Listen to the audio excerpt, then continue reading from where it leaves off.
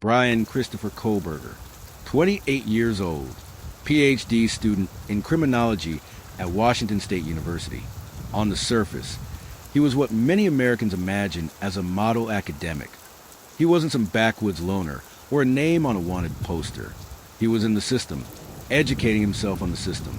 But if you dug a little deeper, there were red flags. People described Bryan as awkward, cold, and intense. He often made classmates feel uneasy. Some said he didn't blink much when speaking.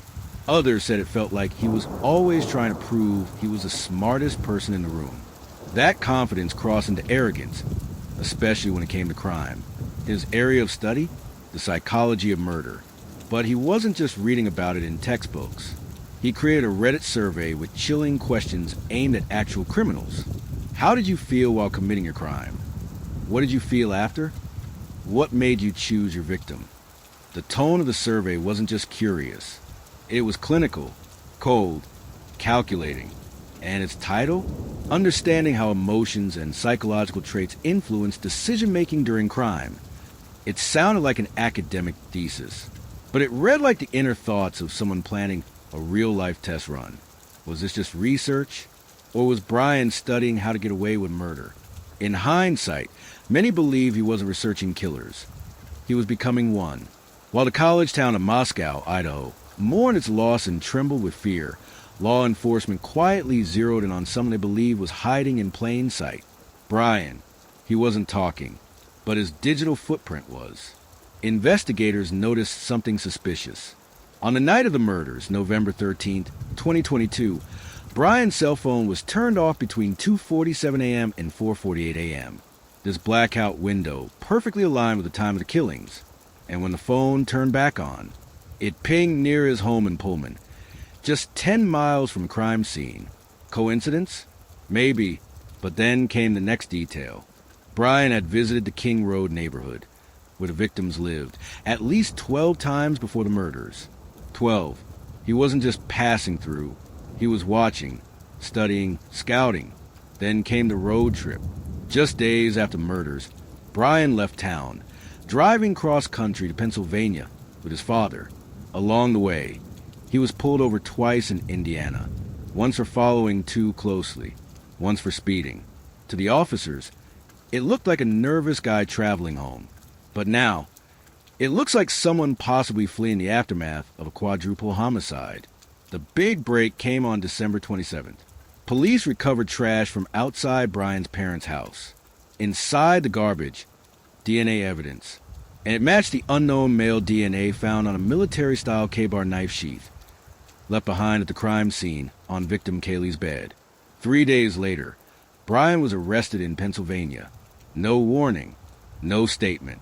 Just a click of handcuffs on a snowy winter morning.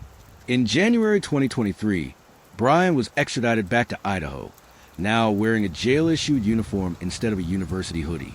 The charges against him were staggering. 4 counts of first-degree murder, 1 count of felony burglary.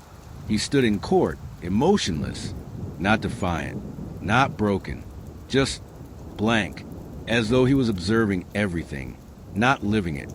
He pleaded not guilty, but prosecutors came prepared.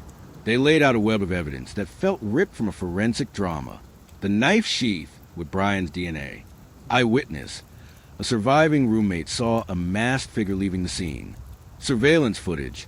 His white Hyundai Elantra circling the home multiple times before and after the killings. Cell tower pings, aligning perfectly with the movements and time of the attack. It was methodical, calculated, cold. The district attorney called the attack especially heinous, atrocious, and cruel. They announced they would seek the death penalty. This wasn't just a murder trial.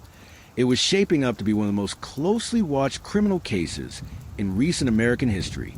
And Bryan? He said nothing, just sat there, as if he was watching his own documentary unfold. What would drive someone like Bryan Kohberger to allegedly commit something so horrific? Criminal psychologists have weighed in, and the possibilities are chilling. 1. Social rejection. Bryan reportedly struggled for years to connect with others, especially women. There were stories of him being awkward and pushy. He was said to make women feel uncomfortable. Some even changed their routines to avoid him. Was this a man angry at the world for never feeling seen? 2. Desire for control. Many believe this wasn't about hate.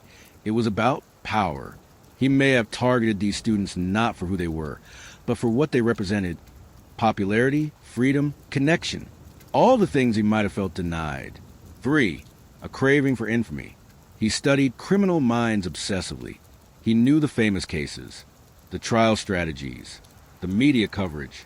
Was he trying to etch his name into the same dark history books? Or was it simpler? Did he just want to know what it felt like to take a life? Others believe he stalked one or more of the victims, possibly watching the house for weeks, maybe even months. But even with all the speculation, one thing remains hauntingly clear. To this day, no official motive has ever been confirmed. And maybe that's the most terrifying part. Because in a case this brutal, this personal, silence can be louder than confession.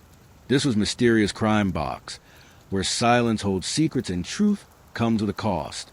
Subscribe, share, and never miss a shadow in the night. Until next time, stay safe and stay curious.